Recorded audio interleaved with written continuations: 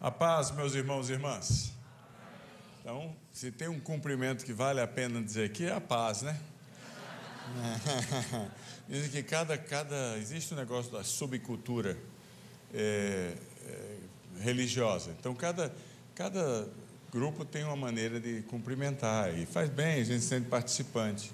Você chega num lugar e diz graça e paz, você vem de onde?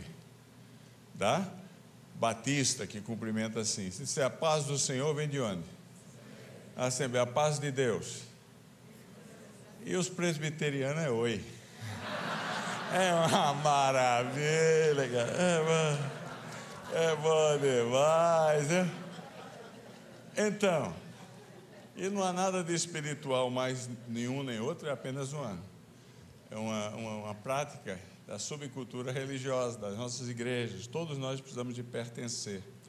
E a gente aprende as maneiras de pertencer.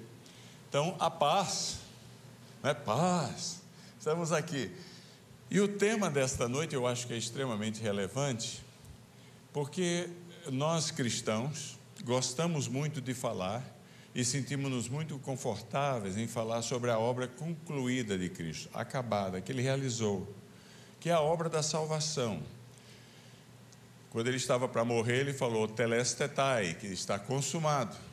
Nada há necessário para acrescentar, e nem podemos, nem mesmo imaginar, que temos condições de adicionar um ponto a essa história completa de Cristo.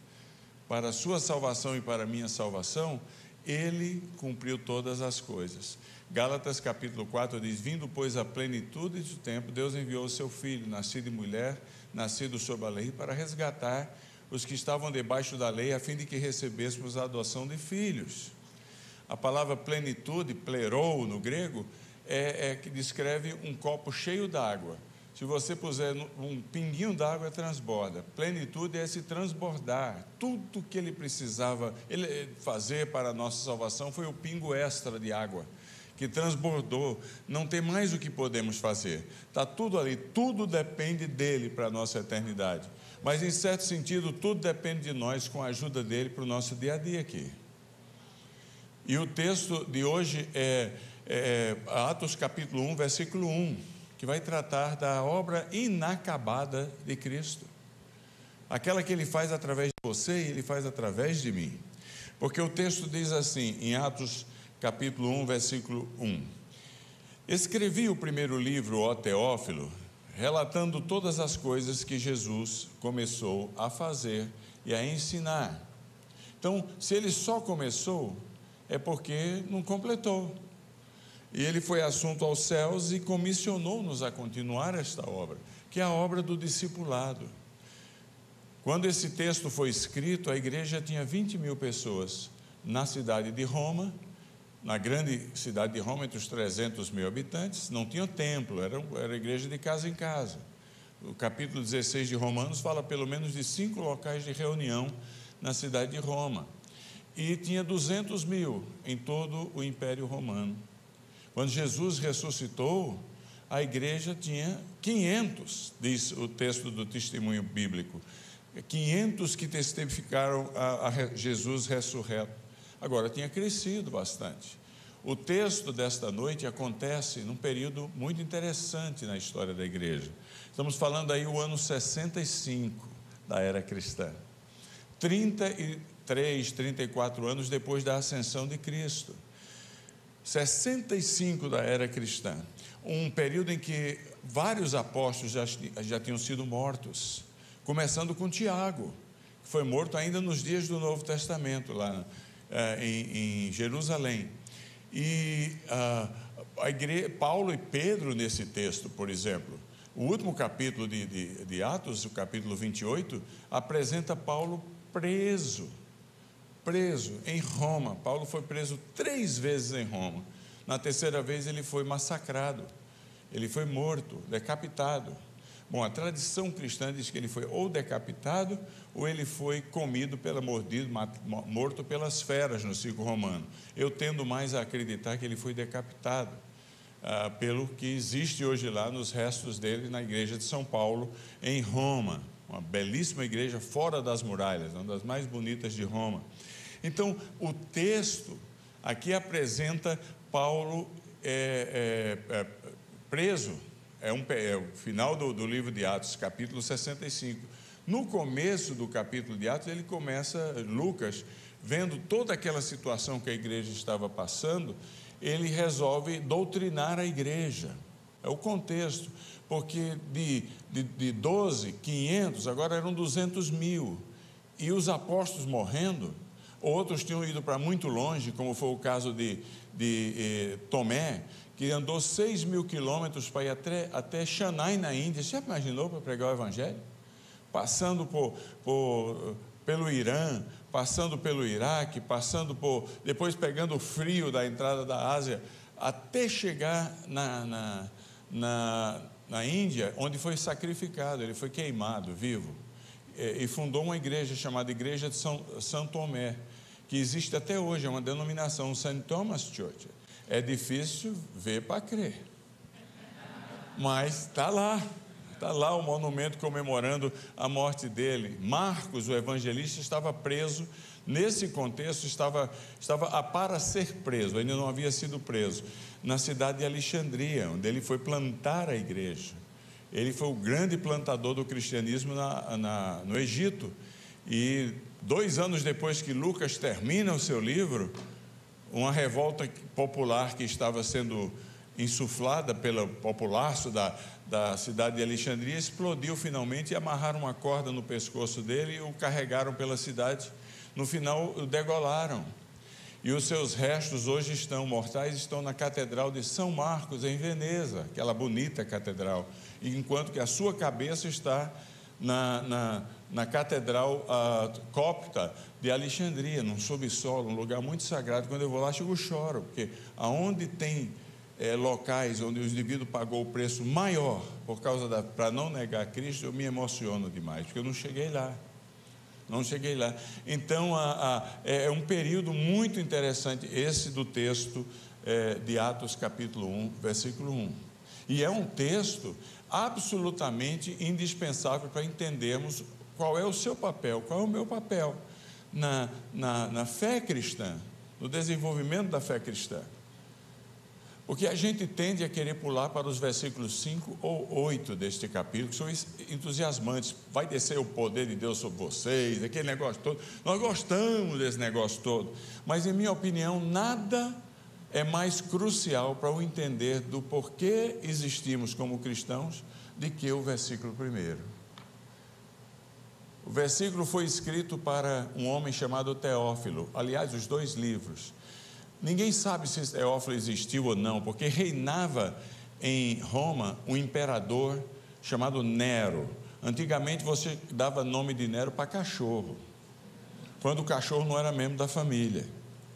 Hoje cachorro é membro da família. Eu gosto muito de cachorro, principalmente os de porcelana. Mas na minha infância, nós tínhamos um cachorrinho lá em casa que chamava Nero, porque era um nome que não era muito prestigiado, porque Nero foi um péssimo imperador.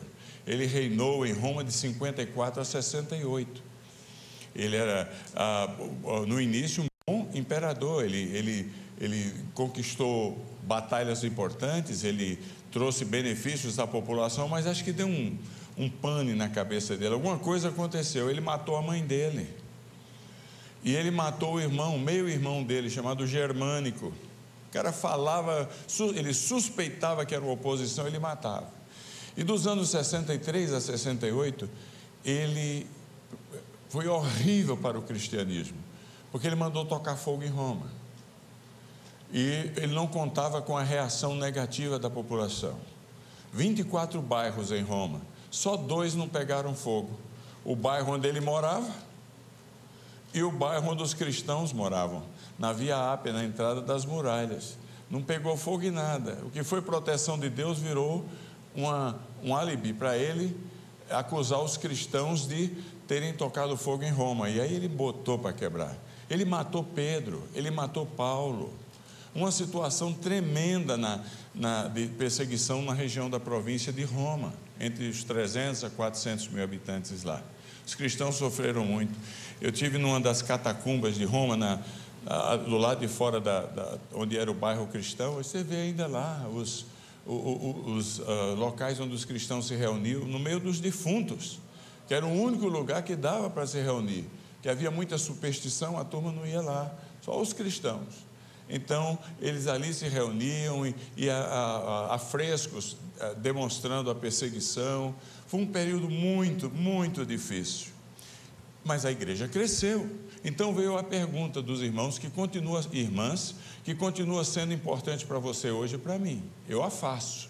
A pergunta é a seguinte: qual é o nosso lugar e o nosso propósito na história da fé? Para que é que a gente existe? Para que é que nós existimos? É muito atual essa pergunta, você não acha? Muito atual, muitíssimamente atual. Porque o cristianismo da época do livro de Atos, quando o livro de Atos estava para ser consumado, de 20 mil pessoas em Roma e 200 mil no total, hoje somos 2,5 bilhões de habitantes. É muito cristão no mundo, na verdade nunca teve tanto cristão no mundo. Todos os anos o cristianismo agrega 50 milhões de novos membros no mundo inteiro. Mas ficam esses urubus aí dizendo que está falindo. Já ouviu essa conversa ou não?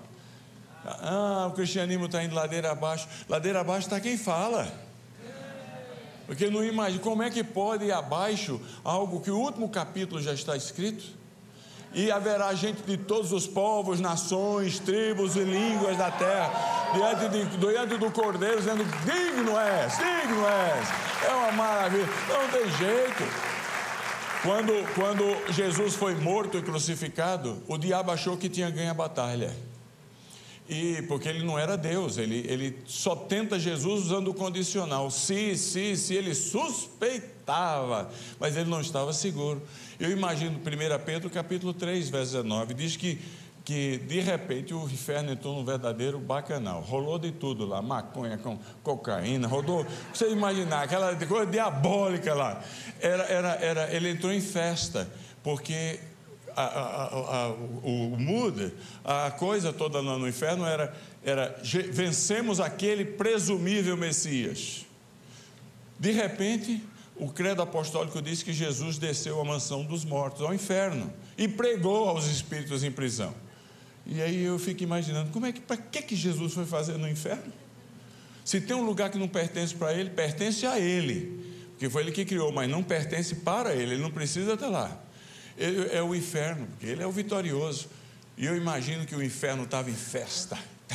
Vencemos. De repente, no meio da festança infernal, surge Jesus dizendo: o vencedor sou eu. A palavra grega é querigma, que é uma palavra militar de proclamação de vitória. Era uma palavra usada pelos militares em Roma, para dizer: Roma venceu. Jesus aparece lá e proclama: o vencedor sou eu. A porta que eu abri ninguém fecha, a que eu fechar ninguém abre. Eu sou o conquistador, o batalhador, o capitão. Eu sou a rosa de Saron, o criador de todas as coisas, o Deus forte, o Pai da eternidade, o príncipe da paz. Eu sou a porta, eu sou a salvação, eu sou a rosa de Saron, eu sou Jesus, o vencedor. É assim. Então nós seguimos aquele que quando abre ninguém fecha, e quando fecha ninguém abre. É o Senhor Jesus. Agora, qual é a minha função nisso aí? Que agora somos 2 bi e meio, mas ainda temos uma população de 8 bilhões. Qual é a minha função? E o texto diz: minha função é continuar a obra que Jesus só começou a fazer, ensinar. A obra de fazer discípulos. Nós não podemos passar em branco. E a gente tem que perguntar, fora daqui, porque nós estamos no micro, no macro do mundo, no macro do cristianismo. Como é que está indo o cristianismo? Para que a gente se motive com as belezas dos atos de Deus lá fora, para agir melhor em São Paulo, respondendo ao chamado de Deus. Como está o cristianismo aí fora? A igreja avança. E o que é interessante é que eu faço pesquisa, eu viajo, eu encontro o povo, eu fico tentando descobrir quais são as marcas da expansão da igreja no mundo.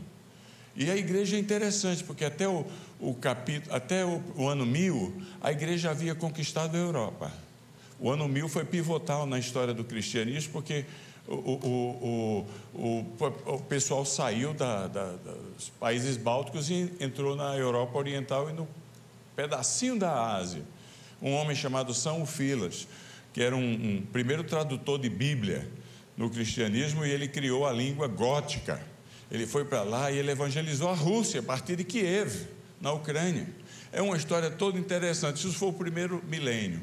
O segundo milênio, o cristianismo alcançou as terras novas, pedaço da África, onde as potências ocidentais colonizaram, o Brasil, a América Latina, etc. O ponto fraco do cristianismo era a Ásia, que tem 40% da população do mundo. E o cristianismo era mínimo lá, até a virada do milênio, ou perto da virada do milênio. Eu tenho certeza, pelo que eu estou vendo, que esse é o milênio da Ásia. Prepara a Ásia, que nós estamos chegando. É uma coisa tremenda. Porque está a acontecer lá. Apenas para que a gente se alegre com os atos de Deus no macro e se envolva mais ardentemente no micro da nossa realidade. Olha, existem dois países na Ásia, tem mais gente do que todo mundo cristão. É a Índia e a China. A Índia e a China. Essa semana passada a Índia ultrapassou a China na quantidade de pessoas, em 1.000 pessoas. A Índia tem 1 bilhão e 400, a China tem 1 bilhão 399.900. É um negócio tremendo, é quase a mesma coisa, mas só que a Índia está para cima. A China não querem ter muitos filhos mais, nem pode, é contra a lei. Mas o que está acontecendo na China? Qual é a marca do cristianismo na China, que é entusiasmante? A marca do cristianismo na China é a disciplina e a determinação. Se você imaginar que em 1949 só tinha 1 milhão de cristãos na China, hoje tem 110 milhões? A China é o 4º país do mundo na quantidade de cristãos, já pensou?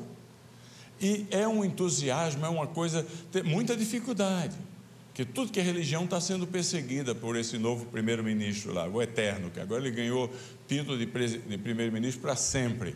Mas o cristianismo é especialista em apanhar.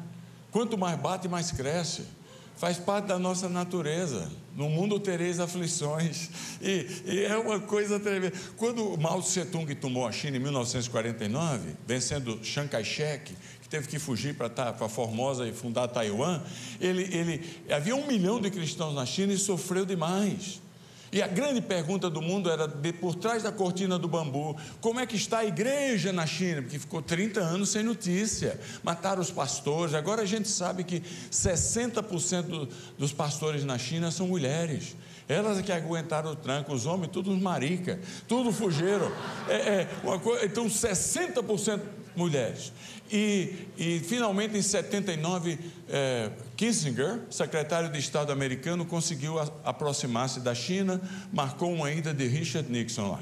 Ele foi, mas junto com ele levou Billy Graham, cuja esposa havia nascido na China, de pais missionários presbiterianos.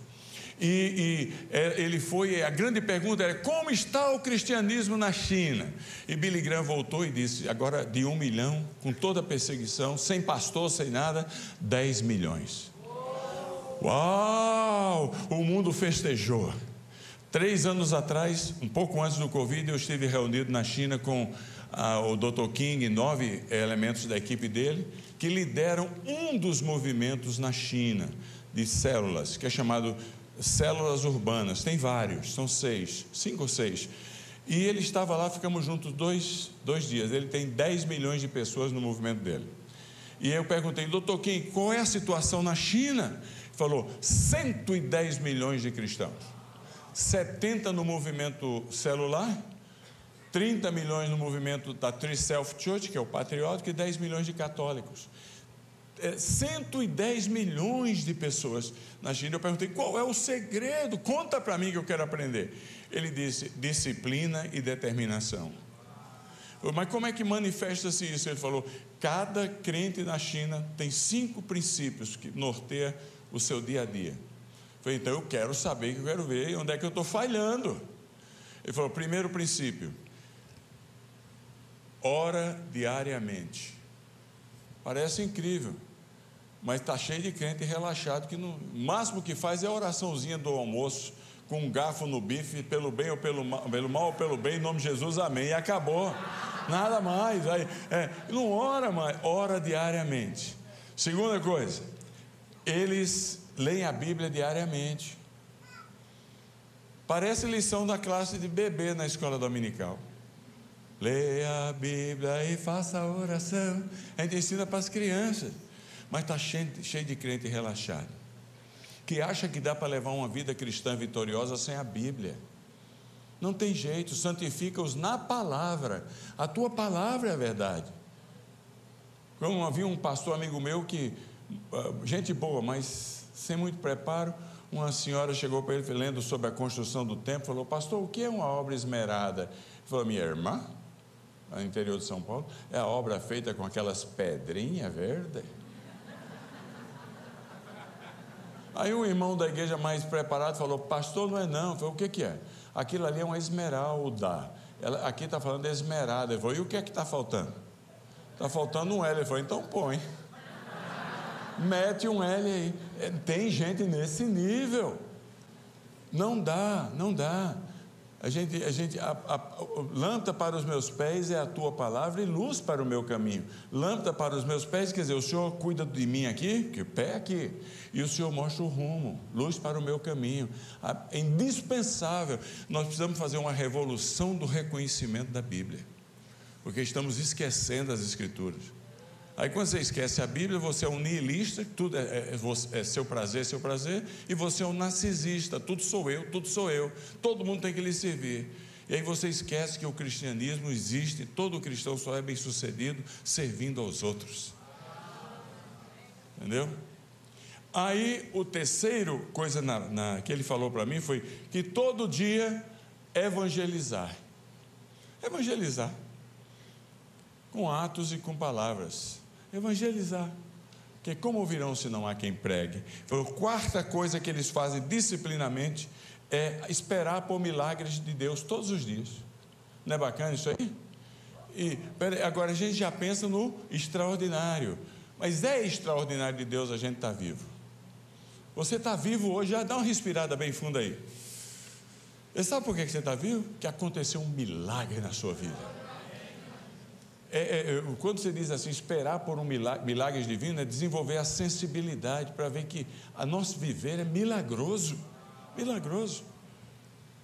E por fim ele disse, na China, tem que correr por causa da hora, ele diz assim, o quinto é complicado, porque o quinto é dar graças a Deus diariamente pelos sofrimentos.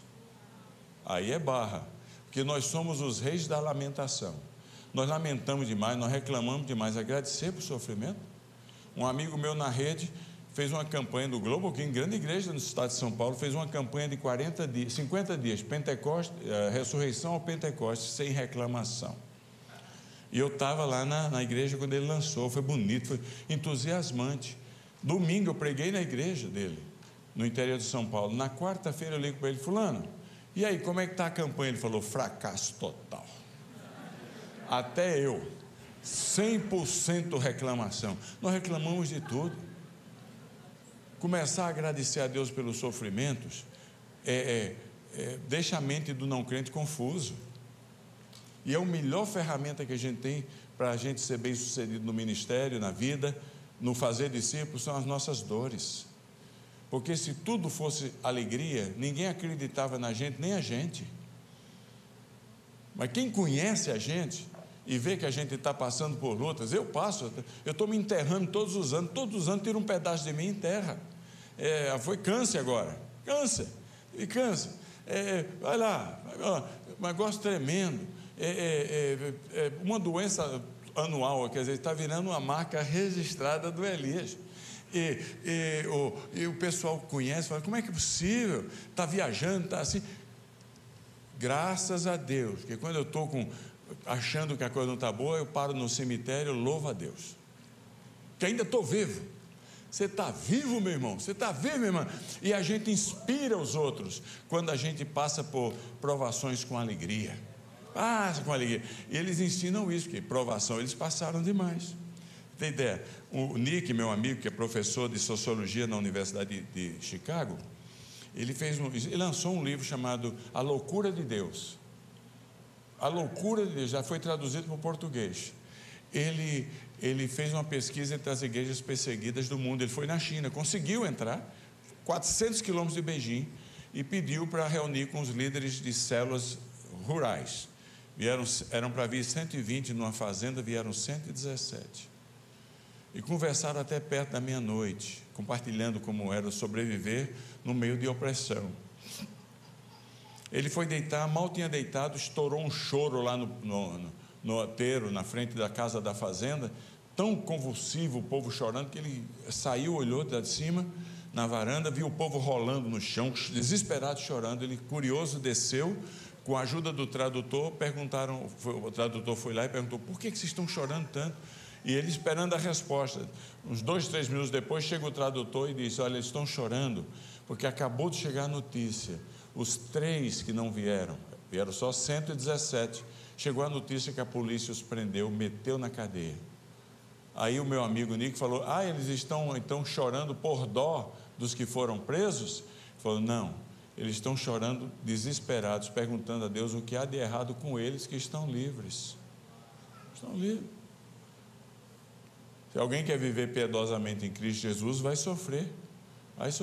E aí o nosso sofrimento se torna o nosso maior trunfo para que os outros vejam que a nossa fé é real. É China, 110 milhões de cristãos. Segundo lugar, é a Índia, que é um país fenomenal, maravilhoso, confuso. Eu uma vez parei um carro, o cara jogou uma cobra dentro do carro lá em mim, eu indo para Taj Mahal. Pega a cobra aí, jogou para mim lá. Olha, minha esposa e eu vou dizer uma coisa, quase deu diarreia. Ele pegou e disse, a cobra, que ele é um domador de cobras, ele queria era dinheiro. Ele aterrorizou a gente. Aí quando ele pegou a cobra, falei: joga essa porcaria fora daqui. Um país, sabe qual é a marca do crescimento na Índia? É a renúncia à idolatria e ao sistema social das castas. 3.000 castas.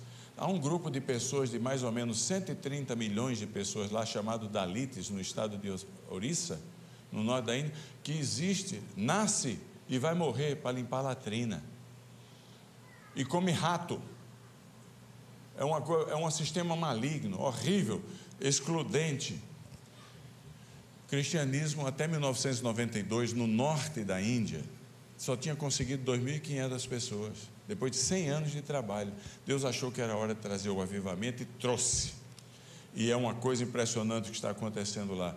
O local era chamado o estado de Bihar, que é um estado que faz fronteira com Nepal, tem 105 milhões de habitantes. E o apelido do estado era Cemitério das Missões. Porque quando se via uma cruz, era um missionário que tinha morrido, porque o mais eles queimam, torram lá, cremam. E agora o estado é chamado de Vinha das Missões.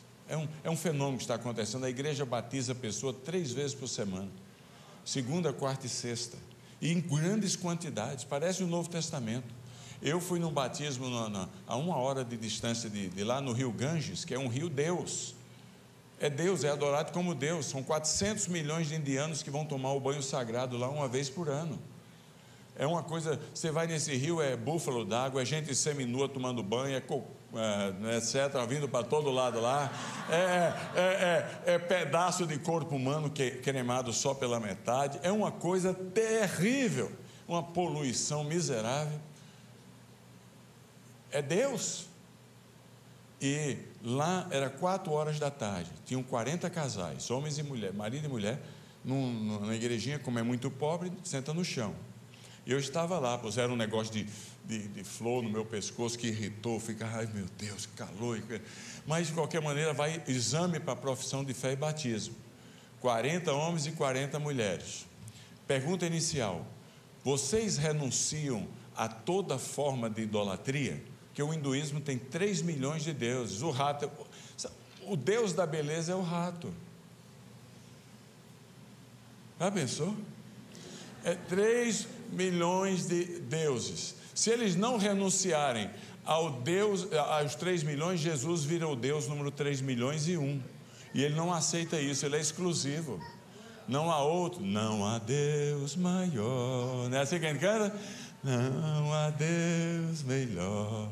Não há dois, só há um. Ele é o supremo criador e supremo bispo e pastor das nossas almas.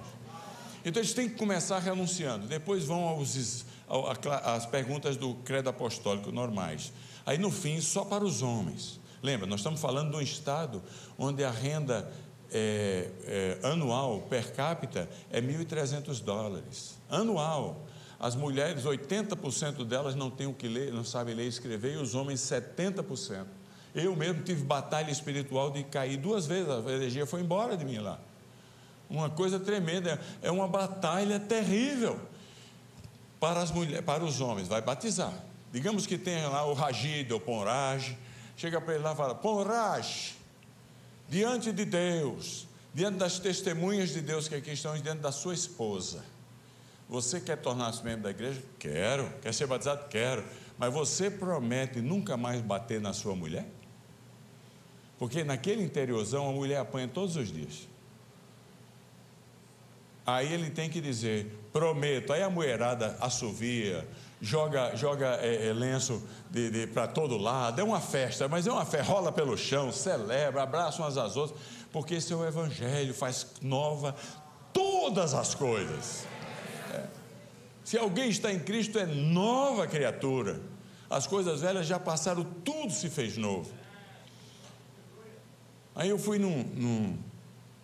numa cidade fazenda que tem 165 mil pessoas. É uma igreja onde não tinha ninguém. Virou uma cidade, tem banco, tem hospital, tem clínica. E o pastor, que é parte da rede, ele me levou lá 2 horas de Bihar. E eu de Patna, capital de Bihar. E eu cheguei lá e quando ele chegou, o carro dele chegou, buzinou, começou a sair menino e menina, adolescentes que tiveram paralisia infantil. Você sabe, quando você tem paralisia infantil, você fica defeituoso, andando com dificuldade, andando assim, não é assim? E centenas gritando: papai, papai, papai. Fiquei impressionado. Aí eu procurei saber o que tinha acontecido. Naquela região, perto da fronteira com o Nepal, é tanta criança que nasce com defeito, porque tem subnutrição, tem doenças as mais variadas, que eles só registram a criança no 2º ano, quando completa 2 anos.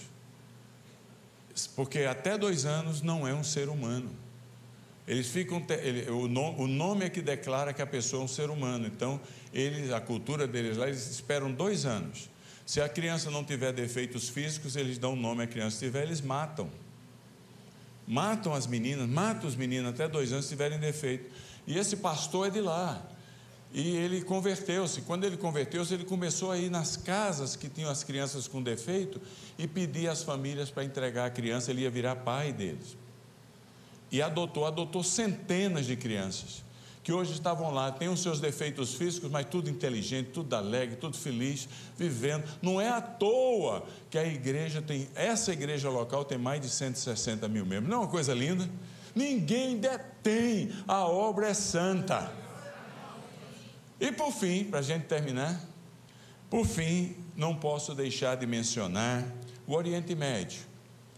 Esses 3 blocos que eu citei juntos tem quase 4 milhões de habitantes. Se eu tivesse tempo, eu acrescentaria Nepal, acrescentaria o Vietnã, um fenômeno acontecendo no Vietnã, aí iria para 4 bilhões e pouco, do que resta do mundo. Mas no Oriente Médio, a marca do crescimento no Oriente Médio entre os árabes e muçulmanos são cristofanias. O que é uma cristofania? Isso é uma palavra grega que quer dizer a manifestação de Cristo, visível para as pessoas. Jesus está aparecendo para tanta gente lá, e eu conheço muitas delas, que uma moça da igreja do Cairo, do pastor Samé Maurício, muito grande, chegou para ele lá e falou: pastor, será que dá para eu virar muçulmano por um dia? Falei: por quê, menina? Porque Jesus está aparecendo tanto para os muçulmanos, eu viro um dia, depois eu volto. Quem sabe ele aparece para mim. É uma coisa impressionante. Olha, 3 casos que me impressionaram, porque todo ano nós vamos para um retiro lá, nós organizamos um retiro para brasileiros lá, e vem os pastores e as conversões de impacto de todo mundo do capítulo do Global Kingdom em todo o Oriente Médio, 9 países, eles vêm lá. E eu sou o tradutor. Então, num destes veio uma mulher que ela se converteu, muçulmana, no Cairo, e tinha um menino de 4 anos. No dia da conversão dela, um carro atropela o menino e mata. Chega a levar o menino para o hospital. Final do dia, o menino morre, 4 anos. Ela chorava desesperada. Fato verdadeiro, eu conheço, eu estou falando do que eu vi. Fato verdadeiro, ela chorava, gritava, Issa, que é o nome de Jesus no Islã. Issa, no dia que eu me entrego, renuncio ao Islã, me entrego ao Senhor, meu filho morre, a noite inteira gritando. O hospital atestou a morte do filho, mas tinha que preparar o corpo para devolver para o enterro. Então eles puseram na geladeira do hospital. No outro dia, quando trocaram os funcionários, o novo funcionário da mortuária, passando na frente da geladeira, escutou um choro. Choro? Quando ele abriu, não é que o menino estava vivo? Estava vivo? Vivo! E eu, incrédulo, esse Elias aqui é terrível. Achei isso, aí tem, né? Aí tem cabelo nessa sopa. Aí o Espírito Santo falou para mim, você é louco? Você esquece que Lázaro eu ressuscitei ao 4º dia? Por que você está achando que Deus mudou? Quando Deus quer, ninguém pode. E numa situação missionária, onde a igreja sofre tanto, é a manifestação óbvia do poder de Deus. Aí, outra mulher veio na nossa reunião e ela traduzindo, ela é de Amã. Ela se converteu. E no mundo muçulmano, se for a Sharia, a Constituição for baseada na Sharia, na lei islâmica, a mulher e os filhos são patrimônio do marido, como é o carro, como é a casa. Então ela se converteu e os seus 2 filhos adolescentes se converteram. O marido não gostou nem um pouco. Em Amã, ele então segurou o passaporte dela e segurou os meninos e a expulsou de casa. Essa eu conheço pessoalmente. E ela então, a família dele tentou matá-la e ela tinha que fugir. O único lugar que ela podia fugir, porque não precisa de documento, é o Egito. Ela foi até Áqaba, 220 quilômetros para o sul, passou mais 30 quilômetros de Áqaba, chegou na fronteira com o Egito, no Mar Vermelho, e entrou pelo Egito, não pedem documento. E ela sabia que lá no Egito tinha um pastor que cuidava das novos convertidos, e os protegia. Samé Maurício, que o Eibe conhece muito bem. E agora ela estava lá dando testemunho. Ela começou o testemunho dela dizendo assim, ela é uma ótima professora de inglês, ela começou a dar aula de inglês para sobreviver.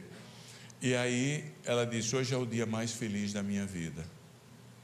E eu naturalmente parei de traduzir ali, porque a curiosidade tomou conta de mim. Aí começou um diálogo com ela, eu perguntei, mas por que o dia mais feliz da sua vida?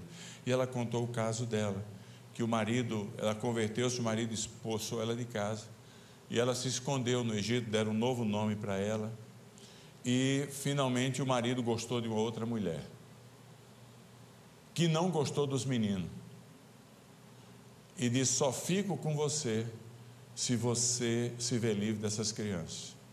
E ele tentou mandar uma carta para a mulher, para a ex-mulher, mas ninguém dizia onde ela estava. Então ele deu a carta para os filhos, sabendo que chegaria eventualmente nas mãos dela, e chegou, e a carta dizia assim, gostei de uma outra mulher, quero casar com ela, ela quer casar comigo, mas não quer os filhos, então aqui vai a proposta, se você quiser os nossos filhos, aqui é quanto você tem que pagar para comprar cada um deles. E ela disse, hoje é o dia mais feliz da minha vida, porque eu trabalhei duro, trabalhei de manhã, de tarde e de noite por um ano inteiro, e eu comprei os meus filhos, eles estão chegando amanhã. Não é lindo?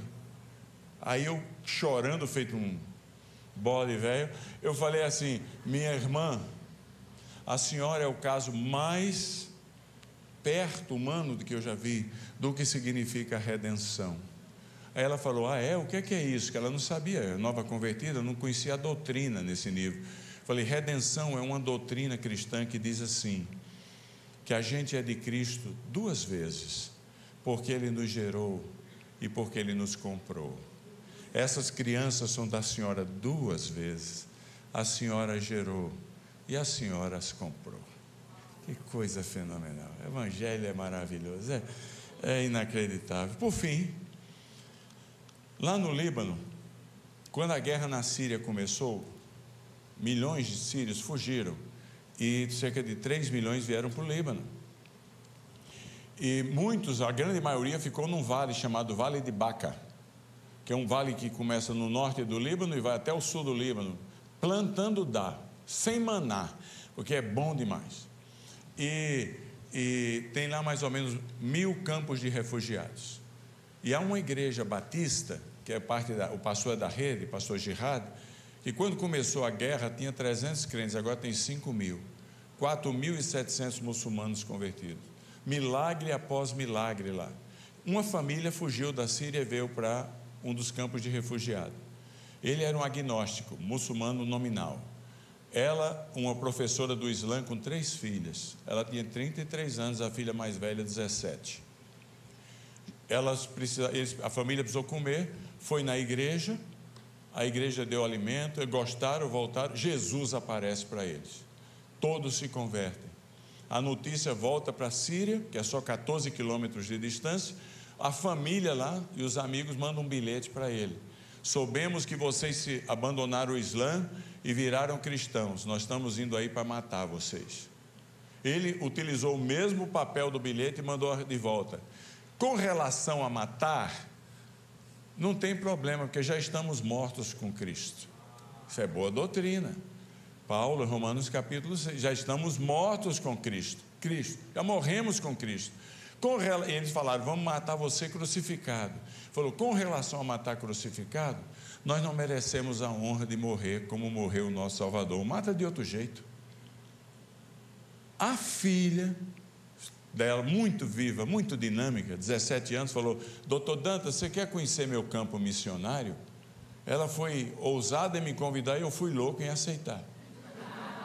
Eu falei, quero. Ela falou, então entra aqui no meu carro. E me pôs num carro lá que era um Calhambeque, um carro velho, parece uma Belina muito antiga. Depois eu descobri que o motorista, que ela chamou de evangelista, ela tinha levado a Cristo.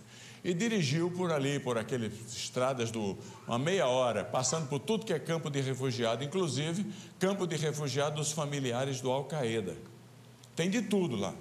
Finalmente chegou naquele negoção de concreto que antigamente era um galinheiro. E quando o dono do galinheiro viu o povão chegando, matou as galinhas e construiu 50 cubículos com compensado. Um para cada família, cobrando $300 de cada família. Vivendo em situação subhumana. Mas essa menina, a casa dela era ali, só tinha um banheiro coletivo para todo mundo. 50 famílias. Ela desceu do carro já, esganiçando, com força do pulmão e do diafragma, cantando um cântico para crianças, de louvor a Jesus. Eu pensei na minha esposa, nos meus filhos, nos meus netos. Falei, hoje é o dia da redenção. Aqui vai, porque vai chegar no mundo, naquele lugar de refugiado de guerra, cantando louvores a Jesus, no meio dos muçulmanos. Para minha surpresa, ninguém pode ir para a escola, ninguém trabalha, porque fica esperando as Nações Unidas mandarem um país que se dispõe a receber para eles irem. As portas dos cubículos começaram a se abrir. Começou a chover, criança cantando a mesma música. Não demorou, as mães vieram, por fim os pais. Em questão de 5 a 7 minutos, havia um coral de mais de 200 vozes, louvando Jesus. Todos cristãos agora. Tudo porque uma menina resolveu transformar o galinheiro num santuário. Um santuário. Isso é um macro. É um macro. O macro entusiasma a gente. Agora, terminando, vem a pergunta: e para mim? O que é que essa obra incompleta do discipulado me fala? O livro de Atos tem 28 capítulos. Terminou a história dele no ano 65, hoje já estamos em 2023. Há um capítulo da história da igreja, que o livro de Atos é o livro da história da igreja. Há um capítulo da história da igreja que não está na Bíblia, mas está registrado no livro dos Atos dos Santos, lá no céu, e Jesus disse que ele vai abrir o livro. É um capítulo 29, e um daqueles parágrafos tem o seu nome. Um dos parágrafos tem o meu nome. São os nossos atos. E um dia o Senhor vai abrir este livro. Vai abrir este livro. Há 2 chamados na Bíblia só para o cristão. Um é o chamado para a nossa vida espiritual pessoal, que é a santidade. A vontade de Deus é a vossa santificação. O outro é o nosso chamado ministerial, é fazer discípulo, continuar a obra que Jesus começou a fazer e ensinar. Se você é professor, está aqui hoje. Se você é comerciante, está aqui hoje. Se você é atleta, está aqui hoje. Comerciante, professor, atleta, homem de negócio, mulher de negócio, isso só são suas ferramentas. Essas são suas oportunidades. Deus deu para que você alcance pessoas que eu não posso alcançar, porque não estão no meu mundo. O seu chamado, onde você estiver, é continuar a obra que Jesus começou a fazer e a ensinar. É produzir frutos que glorifiquem a Cristo na vida de pessoas novas. A grande pergunta que eu faço para terminar é o seguinte: se Jesus voltasse hoje e abrisse o livro, o capítulo não escrito de Atos 29, não canônico, o que você teria escrito no seu parágrafo? O que eu teria escrito no meu parágrafo? Escrevi o primeiro livro a Teófilo, falando a respeito das coisas que Jesus começou a fazer. O continuar é nosso. Que Deus nos abençoe. Amém.